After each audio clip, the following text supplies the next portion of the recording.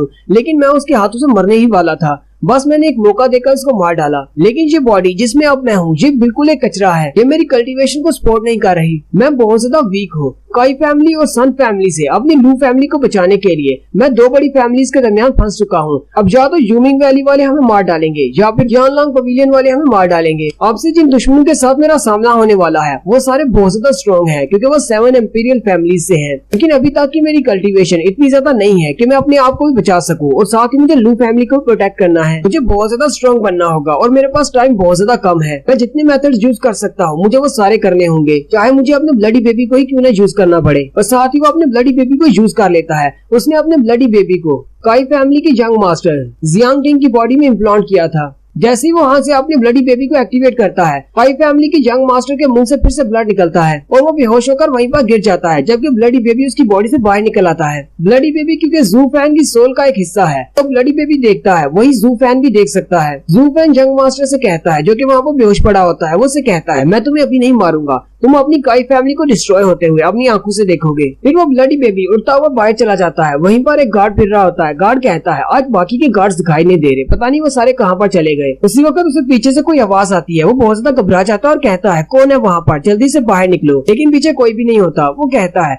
आयुष यहाँ पर कोई आ भी कैसे सकता है, ये तो काई फैमिली का मेंशन है, यहाँ पर किसी ने आकर मरना थोड़ी है। ऐसे वो आगे चलने लगता है। ब्लडी बेबी उसके ऊपर अटैक करता है और साथ ही उसकी बॉडी से उसका ब्लड और उसकी सोल निकाल लेता है। जू फैन हंसते हुए कहता है आज मैंने टोटल 50 शिकार किए हैं। जू फैन कहता है ये ब्लडी बेबी तो बहुत ज्यादा कमाल का है, इससे तो मैं किसी को भी मार सकता हूँ, ताकि किसी मार्शल आर्टिस्ट को भी। यू फैन कहता है मेरे सहम अभी तक भरे नहीं है। यूक्वान से फाइट के दौरान मुझे जो चोट लगी थी, मुझे अपने ब्लडी बेबी को यूज करके इन सब लोगों का ब्लड चाहिए होगा और उनकी की पावर, जिससे मैं अपने आप को हील कर सकूं। इससे एक तो मेरे जख्म हील होंगे और दूसरा काई फैमिली को भी अच्छा सबक सिखाया जा सकता है। फिर जैसे वो अपनी ब्लडी बेबी को वापस बुला रहा होता है, उसी वक्त उसे एक स्ट्रॉन्ग की का पावर महसूस होता है। जू फैन कहता है लगता है कि यहाँ पर कोई बहुत बड़ा मास्टर है जिसकी की पावर इतनी ज्यादा है। जू फैन वहाँ पर छुप कर देखता है तो वहाँ पर बहुत सारे गार्ड्स होते हैं एक मेंशन के बाहर। जू फैन कहता है ये सारे गार्ड्स यहाँ पर क्यों इकट्ठे हुए हैं, लगता है कि यहाँ पर कुछ बहुत ज्यादा इंटरेस्टिंग चल रहा है, चलो मैं भी जाकर देखता हूँ, थोड़ी सारी जासूसी कर लेते हैं। जू फैन जैसे ही हाल के अंदर देखता है तो हाल के अंदर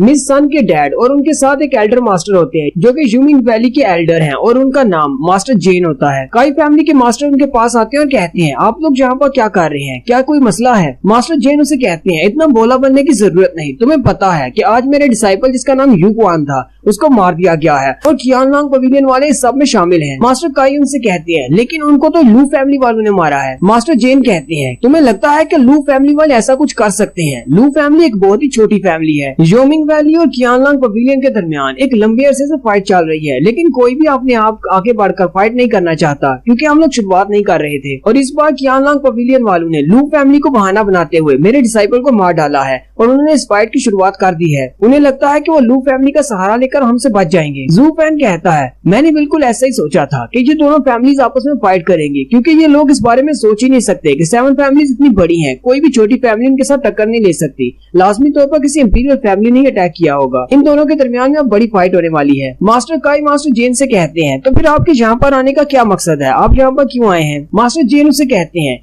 कुछ खास नहीं, मैं तो बस तुम्हारी हेल्प के लिए यहाँ पर आया हूँ। मैं चाहता हूँ कि तुम हमारी हेल्प करो और यानलांग पवेलियन पर नजर रखो कि वो लोग क्या कर रहे हैं। अगर मैं डायरेक्टली अपने किसी लड़के को उन पर नजर लगाने के लिए रखता हूँ तो दोनों फैमिलीज के दरमियान में एक वार चालू हो जाएगी। मास्टर काई उनसे कहते हैं लेकिन मैं ऐसा कैसे कर सकता हूँ, वो तो एक बड़ी फैमिली है और मेरी काई फैमिली बहुत ही छोटी फैमिली है। अगर उन्हें पता चल गया तो वो तो मेरी पूरी फैमिली को डिस्ट्रॉय कर देंगे। मास्टर जेन उसे कहते हैं हाँ ये बात मैं अच्छी तरह से जानता हूँ कि तुम यानलांग फैमिली के सामने कुछ भी नहीं हो, इसलिए तुम्हें ये काम नहीं करना, बल्कि तुम्हें लू फैमिली के साथ जाकर पंगा लेना है और फिर देखते हैं कि यानलांग वाले क्या रिएक्शन देते हैं। अगर वो उन्हें बचाने के लिए आएंगे तो फिर कंफर्म हो जाएगा कि वो दोनों मिले हुए हैं। मास्टर काई उनकी बात सुनकर और भी ज्यादा हैरान हो जाते हैं और सोचना शुरू कर देते हैं मास्टर जेन तो मुझे पूरा मरवाने का बंदोबस्त करके आए हैं। अगर मैं यानलांग फैमिली पर नजर रखता हूँ तो भी उनके साथ पंगा होगा और वो मुझे मार डालेंगे। अगर मैं लू फैमिली पर नजर रखता हूँ और अगर वो दोनों आपस में मिले हुए तो फिर भी यानलांग फैमिली वाले मुझे मार डालेंगे। मास्टर काई बहाना बनाते हुए कहते हैं लू फैमिली वालों के पास एक बटलर है जो कि बहुत ज्यादा स्ट्रॉन्ग है, मैं उसके साथ पंगा नहीं लेना चाहता क्योंकि लास्ट टाइम उसने मेरे बेटे के ऊपर एक स्पेशल टेक्निक यूज की थी